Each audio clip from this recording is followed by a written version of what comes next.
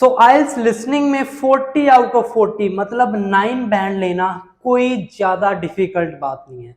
आपने अपने आसपास या फिर आपने ऑनलाइन या यूट्यूब या इंस्टाग्राम पे बहुत से बच्चे देखे होंगे जिन्होंने 9 बैंड लिसनिंग में लिए हैं।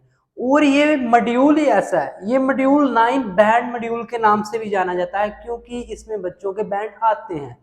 तो जिन बच्चों के बैंड आते हैं, क्यों आते हैं, वो मैं आज इस वीडियो में आपको बताने जा रहा हूं। मैंने प्रॉपर 10 टिप्स तैयार की हैं जिनकी हेल्प से हर एक सिंगल बच्चा, हर बच्चा 9 बैंड ले सकता है आइल्स की लिसनिंग में।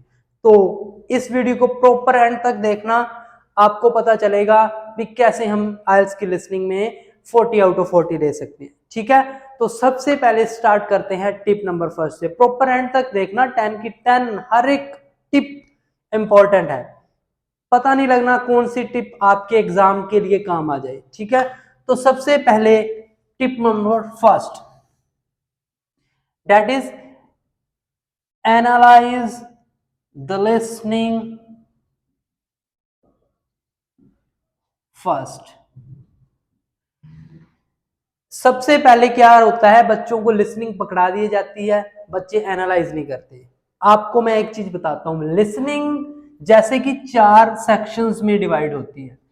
क्या रहता है, जो फर्स्ट सेक्शन आपका रहता है उसमें अराउंड 2 पर्सन्स बात कर रहे होते हैं एक दूसरे से। सेकंड में आप मान के चलो 1 पर्सन, सेकंड में 1 पर्सन, थर्ड में 3 से 4 पर्सन और फोर्थ में फिर 1 पर्सन। ठीक है, लगभग 90 से 95% लिसनिंग ऐसे ही चलती है। तो इसका मैं ये क्यों बता रहा हूं, ये मैं इसलिए बता रहा हूं, ज्यादातर बच्चे कंफ्यूज होते हैं, वो इस सेक्शन में होते हैं क्योंकि इसमें ज्यादा पर्सन्स बात करते हैं, ज्यादा पर्सन बात करते हैं। और ये चीज कोई भी बच्चा एनालाइज नहीं करता, बस मिलती है, प्रैक्टिस करते हैं, चले जाते हैं। और एक चीज में आपको एनालाइज करके ये पता चली है भी, ये जो फर्स्ट और सेकंड है, फर्स्ट और सेकंड जो आपके सेक्शंस होते हैं, इसमें जो ज्यादातर बातें होती हैं वो जनरल टॉपिक पे, मतलब लाइक होटल्स पे, ठीक है, हाउसेस पे, मतलब सोशल बातें, सोसाइटी की बातें। ठीक है, सोसाइटी की बातें, सोशल बातें इसमें होती है। और ये जो आपके 2 सेक्शन है इसमें स्टडी की बातें होती हैं। आपने देखा होगा इसमें लेक्चरर स्टूडेंट से बात कर रहा होता है, या फिर वो स्टडी के बारे में, ऐसी जैसे इकोनॉमिक्स के बारे में, कई जो लास्ट सेक्शन आता है उसमें इकोनॉमिक्स की बहुत बात होती है। तो इन 2 सेक्शन में इनकी बातें होती हैं। अब इन चीजों का फायदा ये है, आपने क्या करना है, सोशल और स्टडी से रिलेटेड जो आपकी स्पेलिंग्स हैं उनको गलत नहीं होने देना, उनको गलत नहीं होने देना। तो आपने इन चीजों से यही सीखना है कि जो ये 2 सेक्शन है इसमें सोशल की बातें हैं, इन 2 सेक्शन में स्टडी की बातें हैं। तो जो वोकैबुलरी रिपीट होती है ना, एटलीस्ट वो तो गलत ना हो। तो सबसे पहले आपने इन चीजों का ध्यान देना है। तो ये थी आपकी टिप नंबर फर्स्ट, भी अच्छे से एनालाइज करो। अब टिप नंबर 2, टिप नंबर 2 है अवॉइड द डिस्ट्रैक्शंस। लिसनिंग एक ऐसा मॉड्यूल है जिसमें जब आप सुनते हो तो उसमें बहुत सारे ट्रैप्स हैं, ट्रैप्स आते हैं, मतलब वो आपको घुमाने की बहुत ट्राई करते हैं। पहले कुछ बोलेंगे फिर कुछ बोलेंगे। मान लीजिए मेरे पास एक वर्ड है, when did John reach at station, ये क्वेश्चन आ गया। Number 1 450, number 2 230, number 3 520, number 4 430। मान लीजिए ये पूरा 4 है। तो यहाँ पे क्या है, जब वो बात कर रहे होंगे तो जॉन दूसरे किसी पर्सन से बात करेगा और बोलेगा, पहले तो बोल देगा आई will B at the station at 4 o'clock। तो जैसे ही बच्चे ने सुना 4 o'clock लगा दिया, फिर वो बोलेगा, यहाँ पे ट्रैप डालेगा वो, फिर बोलेगा ओ सॉरी, ऐसे वर्ड्स डालते हैं, सॉरी, हाउएवर, बट, ऐसे वर्ड जो कॉन्ट्राडिक्ट करते हैं, ऐसे वर्ड डाल के आंसर करेगा, चेंज करेगा। Oh sorry, I have some work, so I will be there at 1.5 hour after the time I said before। मतलब जो मैंने पहले टाइम बोला ना, पहले 4 बजे बोला था, अब मैं 4 बजे नहीं, वहां पे जो टाइम मैंने पहले बोला था उसके आधा घंटा बाद वहां पे पहुंचूंगा। तो पहले 4 बोला था, 4 से आधा घंटा बाद क्या है 4:30। तो ये आपका आंसर सही आएगा। तो इन्हीं ट्रैप्स को आपने देखना है, इसीलिए मैं आपको कह रहा हूं कि जो ज्यादातर वर्ड्स होते हैं ना, ओ सॉरी ऐसे वर्ड का ध्यान देना है, आंसर चेंज ना करें। बट हाउएवर, तो इन वर्ड्स के बाद वो अपना आंसर है वो चेंज करते हैं। तो इन ट्रैप्स का बच्चों ने ध्यान देना है, इन ट्रैप्स में आपने फंसना नहीं है, तो इन चीजों का ध्यान देना है। अब आते हैं टिप नंबर 3 पे। ये 2 टिप्स आपको पता चल चुकी हैं, एक तो आपने लिसनिंग को अच्छे से एनालाइज करना है, और दूसरा ट्रैप्स में नहीं फंसना। और 3 नंबर पे आता है imagine your answer specially in the fill-ups.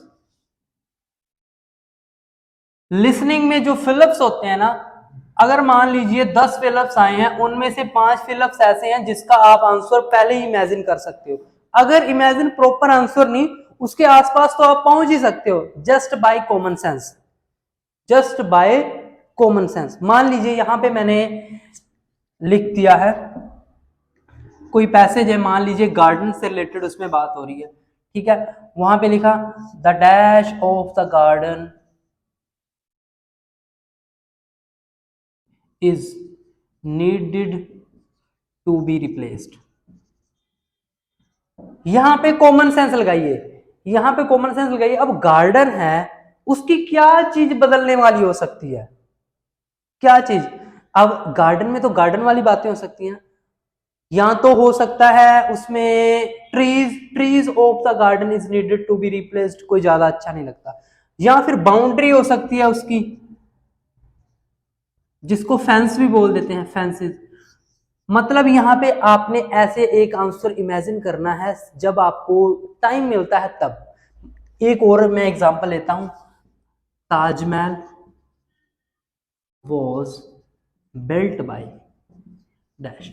अब ताजमहल किसके द्वारा बनाया गया? अब ताजमहल कोई जानवरों के द्वारा तो बनाया नहीं गया, या तो यहाँ पे एक पर्सन का नाम आएगा शाहजहां, या फिर ग्रुप ऑफ पर्सन मतलब मुगल्स का, या इंडियंस ने तो बनाया ही नहीं, तो कॉमन सेंस है यहाँ एक पर्सन या फिर group of person.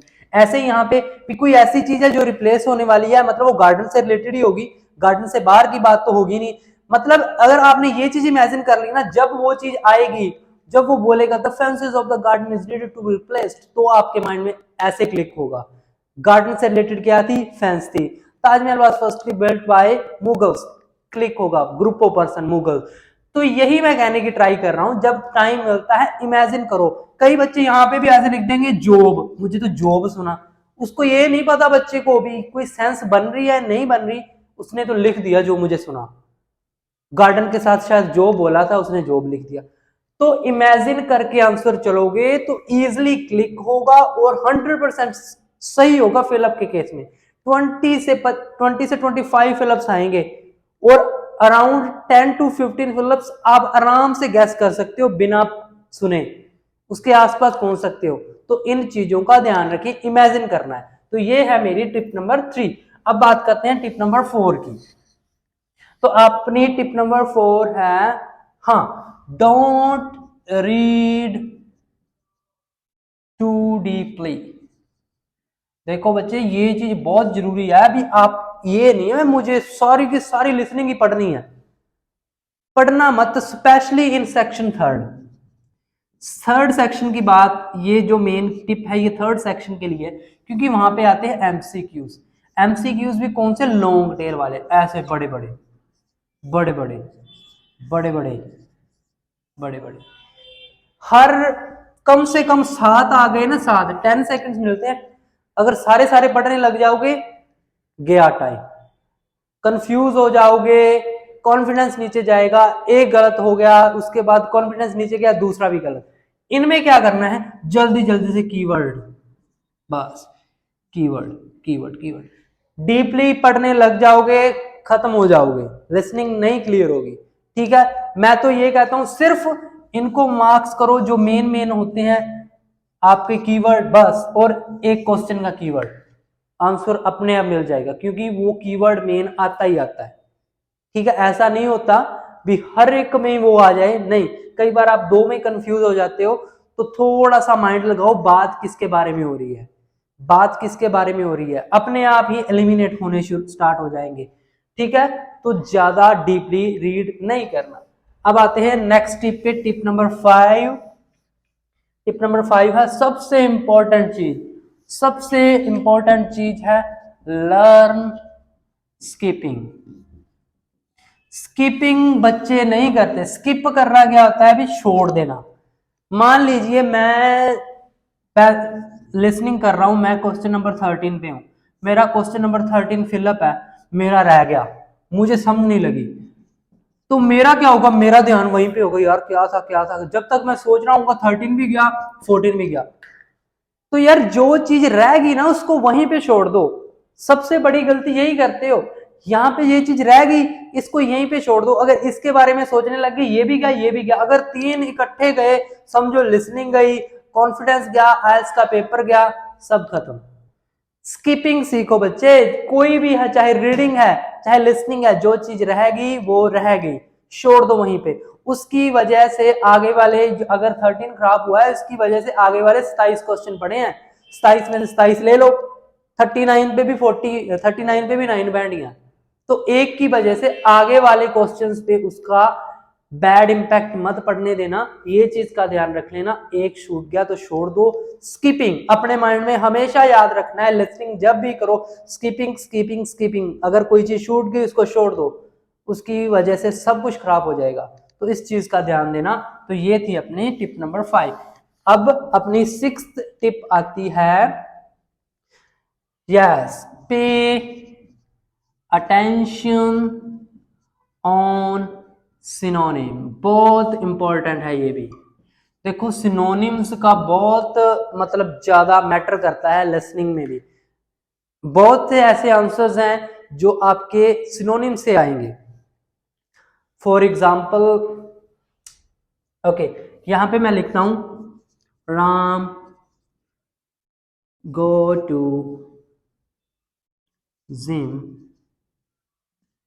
Bye walking through the park.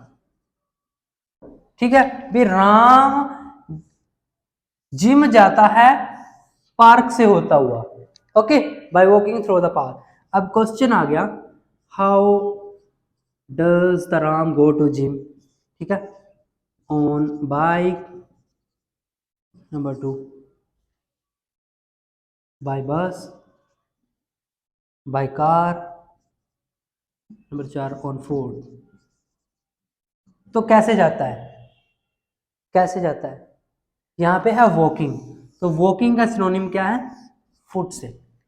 तो सिनोनिम का बहुत ज्यादा मैटर करता है आपके एमसीक्यूज में भी और आपके फिलिप्स में भी, तो सिनोनिम्स का खास ध्यान रखना है। तो ऐसे भी आपके सिनोनिम्स आ सकते हैं, सो गलत ना हो तो सिनोनिम्स को अच्छे से थोड़ा देखें कैसे कैसे सिनोनिम्स आ रहे हैं, तो उनका ध्यान दें। ठीक है, तो ये है अपनी 6th। और अब आती है 7th is time management, specially in the MCQs. Tip number 7, manage time in MCQs. अब क्या रहता है, अभी जो 3rd सेक्शन रहता है ना, उसमें मैंने आपको पहले भी कहा लॉन्ग टेल वाले आते हैं, बड़े बड़े बड़े बड़े बड़े बड़े बड़े बड़े। अगर किसी बच्चे को पता है अभी वहां भी लिसनिंग मिली, आपने देख लिया 3rd सेक्शन में बहुत बड़े बड़े एमसीक्यूज हैं, अब मैं कैसे डील करूंगा। तो एक तो मैंने आपको कहा भी कीवर्ड्स लगाने हैं, अब आपने थोड़ा सा एक काम और करना है। अगर आप 3rd सेक्शन में अच्छे बैंड लेना चाहते हो, आपने क्या करना है, देखो 1st सेक्शन बहुत इजी होता है, जिस बच्चे ने 2 मंथ प्रैक्टिस कर ली उसके लिए 1st सेक्शन तो बिना टाइम दिए ही उसको स्टार्ट करवा दो, फिर भी वो लिख लेगा। मतलब उसको ज्यादा से ज्यादा 3-4 सेकंड ही चाहिए उसको रीड करने के, सेकंड भी इजी होता है। आपने क्या करना है, 1st सेक्शन का जो टाइम है जो आपको मिला हुआ होता है उसको यूज करना है 3rd सेक्शन में, इसके क्वेश्चंस पढ़ने हैं। ठीक है, थोड़ा थोड़ा पढ़ लेना, सेम लाइक दैट, थोड़ा सा 2nd सेक्शन को खुद का टाइम दो, फिर 3rd पे आ जाओ। फिर जो बचे हैं उसको पढ़ो। थर्ड का जो टाइम है वो तो देना ही देना। जितना ज्यादा बार रीड करोगे ना कोई चीज, उतनी जल्दी दिमाग में जल्दी क्लिक करेगी। तो थोड़ा सा इसको टाइम देना एमसीक्यूज को थर्ड सेक्शन के लिए। फर्स्ट, सेकंड और थर्ड का थोड़ा थोड़ा टाइम यहाँ पे यूज करना, ज्यादा रीड करना, अच्छे से क्लिक होगा, आंसर ज्यादा क्लियर हो जाएंगे जितना ज्यादा बार रीड करोगे इस चीज को। तो ये है मेरी 7th। अब आती है आपकी, या मुझे लगता है मैं काउंटिंग ही गलत कर गया। उसके बाद आती है आपकी पे अटेंशन ऑन स्पेलिंग्स। सबसे मेन चीज, स्पेलिंग्स बहुत मैटर करती हैं। स्पेलिंग्स पर ही सारी लिसनिंग है। एक टिप देता हूं यहाँ पे भी, गूगल करना most repeated spellings in the IELTS listening. Google पे पहली पहली साइट आएगी, उसको खोल लेना, ज्यादातर स्पेलिंग उसी में से आती है। तकरीबन 100 स्पेलिंग्स होंगी, कोई ज्यादा नहीं, 100 स्पेलिंग, उनको याद कर लेना। स्पेलिंग्स रिपीट होती हैं बच्चे, रिपीट होती हैं, तो उन स्पेलिंग्स को अच्छे से एक साइड में कॉपी पे लिखो। ऐसा ना हो जो स्पेलिंग आज गलत हो रही है वही आपकी 2 दिन बाद फिर गलत हो, वही हफ्ते बाद फिर गलत हो। अगर ऐसा होता है तो आप नहीं कामयाब। एक बार जो स्पेलिंग गलत हो गई वो दोबारा गलत नहीं होनी चाहिए, बहुत ज्यादा मैटर करता है। और दूसरी चीज यहाँ पे क्या है, कई बच्चे क्या करते हैं, रीडिंग में तो स्पेलिंग सही लिख देते हैं, सॉरी लिसनिंग में, लेकिन जब ट्रांसफर करने की बारी आती है जल्दी जल्दी ट्रांसफर करते हैं, स्पेलिंग गलत करते हैं। ये काम कभी मत करना। जब भी ट्रांसफर करने हैं कैपिटल वर्ड्स में करने हैं, ठीक है, कैपिटल वर्ड में करने हैं। ऐसे स्पेलिंग्स अपने आप सही रहेंगे। जब आप स्मॉल लेटर में लिखते हो ज्यादातर गलती तब आती है। तो कैपिटल वर्ड्स में स्पेलिंग सही रखनी है, लिसनिंग में जो है सेम लिखनी है। अगर इसमें गलत है तो गलत नहीं लिख देनी, सही करके लिखनी है। इस चीज का ध्यान रखना। और टिप नंबर नेक्स्ट है आपकी, don't be quick, don't be too quick. Listening में कभी भी पहले बोला हुआ आंसर कभी भी सही नहीं होता, कभी भी पहले बोला हुआ आंसर सही नहीं होता। ये नहीं है भी जो चीज उसने पहले बोल दी अगर वो ऑप्शन में है तो वही आंसर है, नहीं करना ऐसे।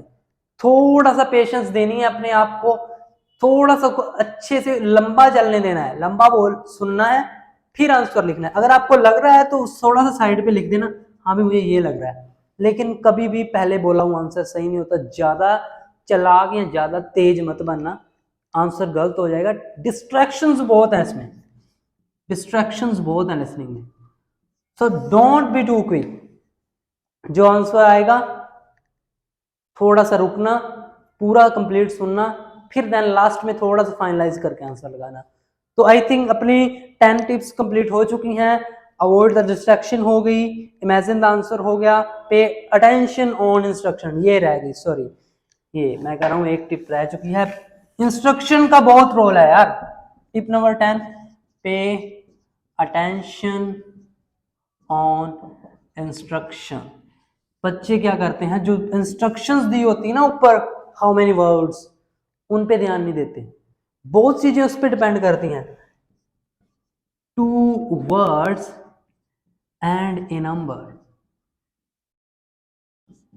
2 वर्ड्स और ए नंबर, 2 वर्ड्स एंड और ए नंबर। इन ये चीजें मैटर करती हैं आपके आंसर पे, ऐसे नहीं होती। 2 वर्ड्स एंड ए नंबर का मतलब क्या है, इसका मतलब ये है भी जो आपका आंसर है उसमें 100% एक तो 2 वर्ड्स हैं रेड हैट और एक नंबर है 10 रेड हैट। ये ऐसे इस फॉर्म में आपका आंसर आएगा। सिर्फ 10 हैट लिख दिया या रेड हैट लिख दिया, अगर ऐसे ऊपर लिखा हुआ है, इन दोनों में से आपका कोई भी आंसर नहीं है, यही आपका आंसर है। क्योंकि 2 वर्ड्स एंड ए नंबर है तो यही होगा। अगर यहां पे है 2 वर्ड्स और एंड ए नंबर, अब क्या है आपका जो आंसर होगा, या तो 2 वर्ड्स में है या फिर सिर्फ एक ओनली नंबर भी हो सकता है। और जब लग गया या तो 2 वर्ड्स हैं या फिर एक नंबर है, इस केस में दोनों इकट्ठे नहीं आएंगे। अगर ये दोनों चीज आ गई, एंड और भी आ गया, तब क्या हो सकता है, इस फॉर्म में भी आपका आंसर मिल सकता है और इस फॉर्म में मिल सकता है। तो इन चीजों का ध्यान दो, इंस्ट्रक्शन का। ठीक है। कई बार क्या होता है, जैसे मैंने लिख दिया ऊपर आपका ये था, ठीक है, ऑप्शंस आ गए, red hat, 10 red hat, 10 hat, hat. अब अगर तो ये दिया हुआ, अगर तो ये दिया हुआ, तो ऑब्वियस सी बात है इन तीनों में से सारे के सारे अपने आप एलिमिनेट हो जाएंगे। तो सिर्फ इंस्ट्रक्शन से भी कई बार आंसर आप लगा सकते हो। इंस्ट्रक्शंस कैसे दी हुई हैं, तो ये तीनों तो अपने आप एलिमिनेट हो गए, फाइनल आंसर ये बना, चाहे आपने कुछ सुना भी ना हो। तो इंस्ट्रक्शन से भी आपके आंसर्स क्लियर हो सकते हैं, तो इन चीजों का ध्यान रखें आप। तो ये थी 10 आपकी टिप्स इन द लास्ट। फिर मैं इंफॉर्मेशन दे दूं, मैं मंडे से बैच स्टार्ट कर रहा हूं आइल्स राइटिंग का, जिसमें मैं करवाऊंगा आपको पूरे आपके जितने भी टास्क 1 एंड टास्क 2 है। सिर्फ 15 डेज का बैच जाएगा ये। 15 डेज में आपको सारे टास्क 1 सारे टास्क 2 कवर करवाऊंगा, और इतने अच्छे से कवर करवाऊंगा कि आपको इंस्टीट्यूट ज्वाइन करने की जरूरत नहीं पड़ेगी। 100% गारंटी देता हूं, पूरी तसल्ली से काम करवाएंगे, सेंटेंस फॉर्मेशन करवाएंगे, इनकी पूरे आईडीपी के रूल्स समझाऊंगा, 9 बैंड के स्ट्रक्चर्स बताऊंगा आपको, स्पेशल नोट्स हैं हमारे टास्क 1 टास्क 2 के, वो शेयर करूंगा, डेली आपकी राइटिंग चेक होगी। ये सारी चीजें कवर करवाएंगे आपकी क्लास में 15 डेज से। 15 डे का रहेगा, 15 डेज में सारे sentence formation task 1 task 2। Time रहेगा शाम के 7 PM से 7:40 या 45, ठीक है। यहां पर क्लास लगेगी आपकी जूम मीटिंग पे।